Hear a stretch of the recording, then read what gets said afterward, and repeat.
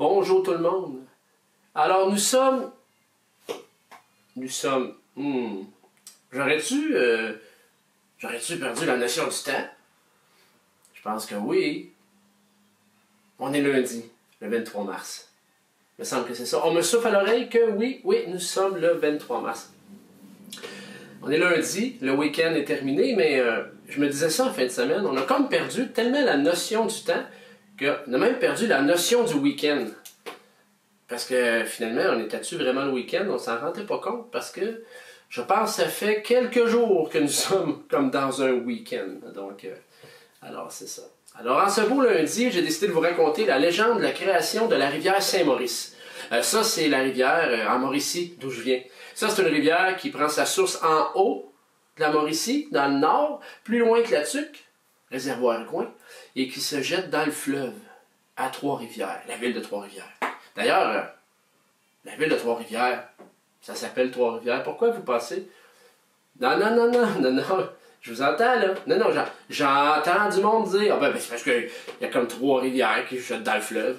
Non. Il n'y a pas Trois-Rivières qui jettent dans le fleuve. Il y en a juste une, c'est la rivière Saint-Maurice. Mais il y a des îles Saint-Quentin. Ils sont placés d'une manière que, si t'es... d'après moi, ça s'est passé de même.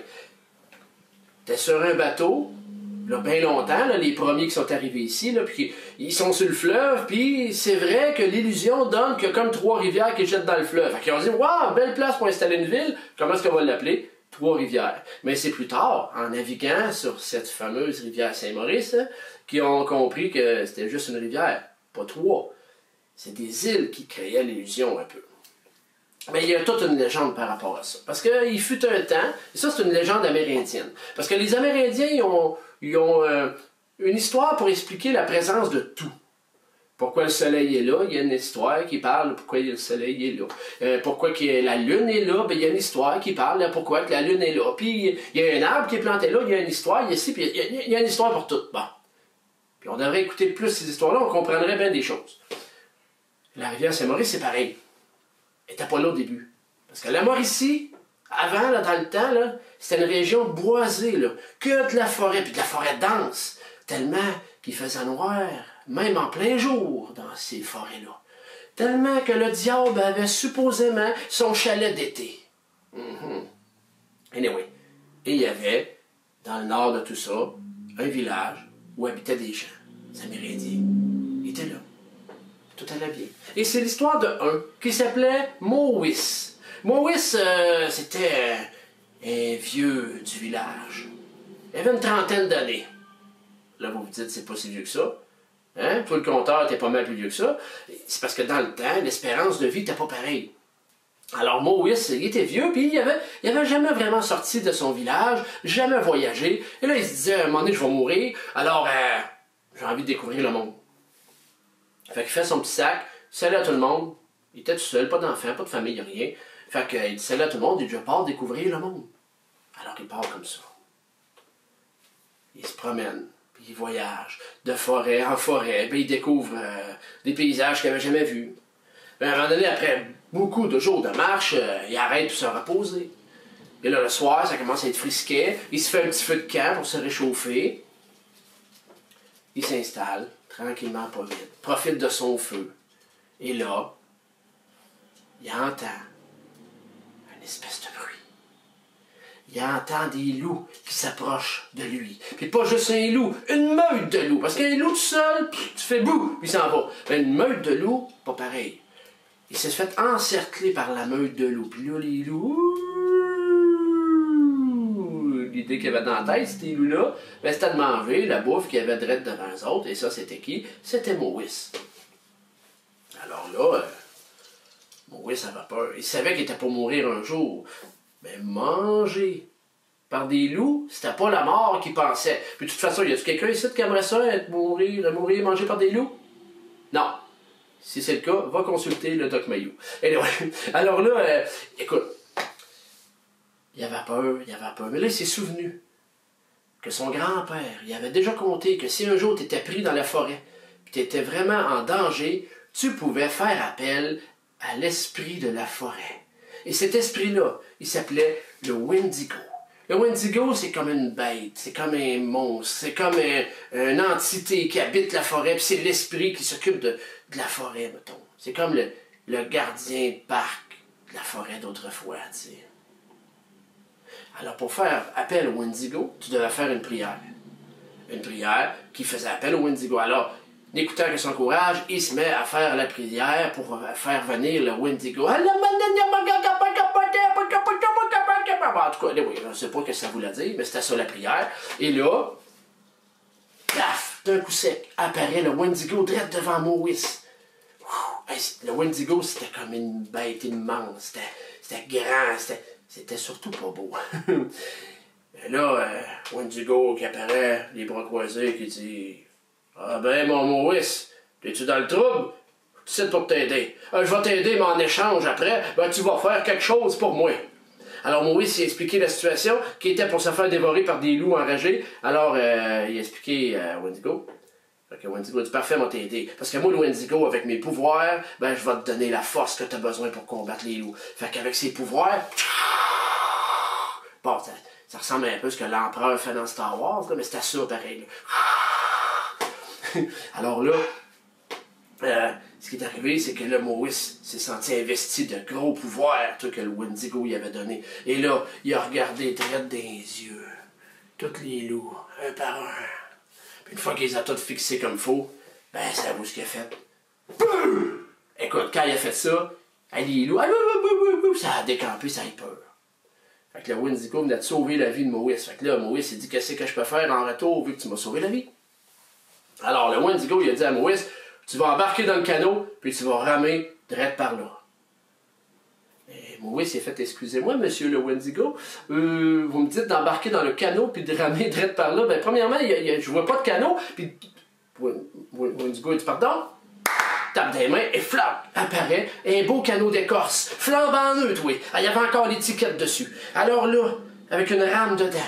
Bon, ben, oui, c'est dit à Wendigo, merci beaucoup, ben, il dit, il n'y a pas de rivière pour ramer avec un canot. Ça fait des jours et des jours que je marche dans le bout, puis j'ai pas vu de rivière. Ben là, le Wendigo dit à Maurice, ah, mais c'est là que tu rentres en jeu, mon homme. Tu vas ramer, tu vas creuser. Tu vas créer une rivière. Toi qui voulais voyager avant de mourir, ben tu vas faire mieux que ça, mon homme. Tu vas faire quelque chose d'utile. Embarque dans le canot. Fait que Maurice embarque dans le canot. Prends la rame. Alors Wendigo, il a dit, donne des coups de rame dans la terre. Fait qu'il donne un coup de rame. Quand il a donné son premier coup de rame, la terre s'est mise à branler. Fait qu'il prend sa rame, un autre coup de rame au bord. Et là, la terre s'est mise à branler. Puis à chaque fois qu'il donnait des coups de rame, ça creusait la terre. Et ça créait le lit d'une future rivière. Alors, il creusait comme ça. Alors, le Wendigo a dit, tu vas creuser, puis creuser, puis creuser. Et là, Maurice a dit, OK, je vais bien creuser, mais comment je vais faire pour avancer? Ça prend de l'eau. En disant ça, il est apparu un cours d'eau en arrière, il y a de l'eau frette qui se mettait à pousser le canot. Fait que là, Maurice, il avait intérêt à ramer solide puis à creuser. Fait qu'il donnait ses coups de rame dans la terre, puis tout ça. Et là, à chaque fois qu'il donnait un coup de rame, là, vous le dites, la terre, elle shakeait, puis ça envoyait la terre par là, puis la terre de l'autre bord, puis là, ça créait des montagnes chaque bord. Alors, puis il creusait, puis là, il dit à Wendigo, je vais creuser combien de temps comme ça? Puis il creusait, puis le cours d'eau le poussait. Et là, Wendigo, il dit, tu vas creuser jusqu'à temps que tu arrives au grand fleuve. Puis quand tu seras arrivé au grand fleuve, ben ta vie sera faite. Tu pourras mourir en paix. Hey, puis mon Wendigo, il était bien content de sa shot. Fait que mon Maurice, il continue, puis il rame, puis il rame, puis il rame. Tout va bien pendant des jours et des jours.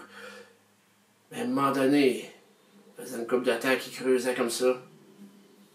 Il regarde au loin. Et il voyait quoi? Le grand fleuve. Alors il s'est dit, wow, wow, wow. Wendigo a dit, si j'arrive au grand fleuve, je vais pouvoir mourir en paix, ma vie sera faite. Ça ne tentait pas de mourir tout de suite. Fait que là, il a eu une idée.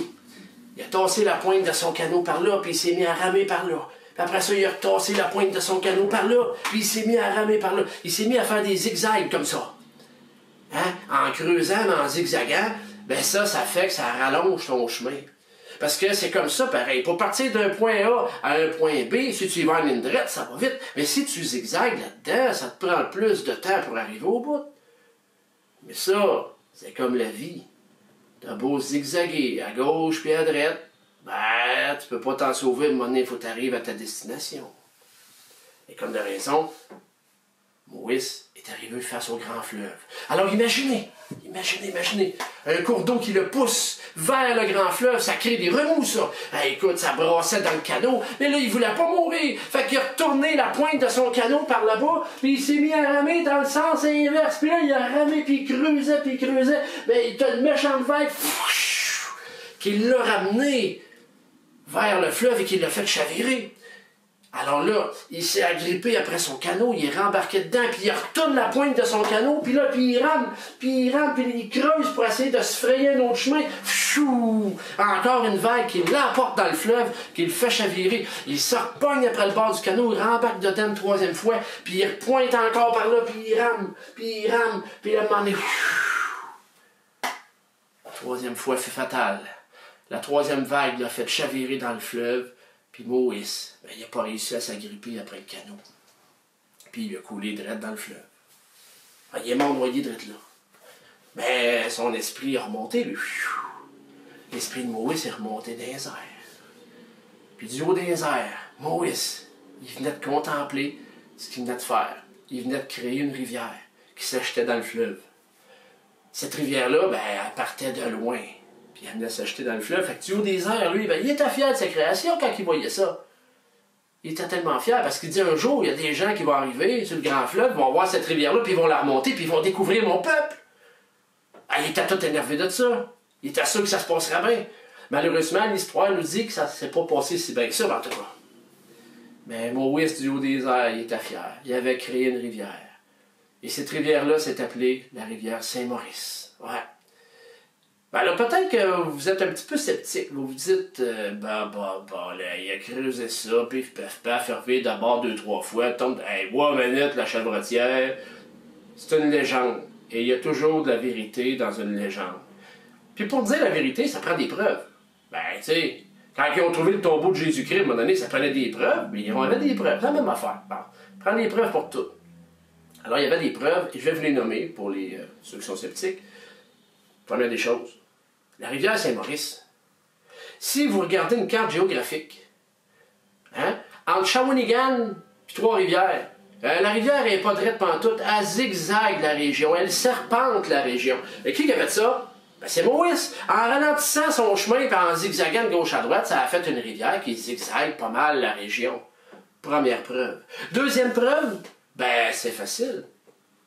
Pourquoi qu'on a l'impression que c'est Trois-Rivières qui jettent dans le fleuve? Je vous l'ai dit au début, c'est à cause des îles. Qu'est-ce qui a créé les îles? Ben, c'est quand ils essayaient de ramer puis de remonter par en haut comme ça que ça a créé des îles. Et c'est devenu les îles Saint-Quentin qui donnent l'impression qu'il y a Trois-Rivières, mais en fait c'est juste une. Puis la troisième preuve que mon histoire est vraie, comment s'appelle la rivière? Ben, la rivière Saint-Maurice. Là, vous vous dites, c'est quoi le rapport? Il s'appelait comment? Moïse. Bon, c'est sûr que le nom était déformé, mais c'est devenu Saint-Maurice. Mais ça vient de là pareil. Alors ça, mes amis, pour ceux qui ne me croient pas, fouillez sur Internet, allez voir dans les livres, ça existe. C'est la légende de la création de la rivière Saint-Maurice, ma belle rivière dans ma région natale. C'est tellement le fun à y aller. Écoute, l'été, faire du bateau là-dessus, c'est magnifique. D'ailleurs, je vous raconterai peut-être à un moment donné, plus tard, la légende de la Grosse Catherine, qui est en lien aussi avec la rivière Saint-Maurice. Alors, c'était ma légende pour aujourd'hui. En ce lundi 23 mars, on continue. Là, ils ont annoncé aujourd'hui qu'ils fermaient tous les magasins. Ils vont garder juste les affaires non essentielles. Et ça, c'est autant en Ontario qu'au Québec, parce que moi, je suis en Ontario, mais comme à côté du Québec. Bon, est-ce qu'ils vont fermer les frontières entre le Québec et l'Ontario? Ça, on ne sait pas encore. Les premiers ministres se rencontrent ce soir, ils en parlent. Bon, moi, juste avoir un petit problème parce que moi, la mère de mes enfants habite au Québec, puis moi, je suis en Ontario. Je sais pas s'il faudrait que je passe la frontière illégalement, mais en tout cas, on verra rendu là, quand on sera rendu là. Pour l'instant, les gars sont ici avec moi à Hawkesbury. Et on salue d'ailleurs leur mère qui travaille dans le réseau de la santé au Québec. Lâche pas, Véronique. T'es toi qui t'es en première ligne comme ben du monde. Fait que lâche pas, on a besoin de vous autres. Les anges gardiens, comme les appelle notre premier ministre Legault. Alors, sur ça, je vous souhaite une belle soirée. Puis lâchez pas. Bye.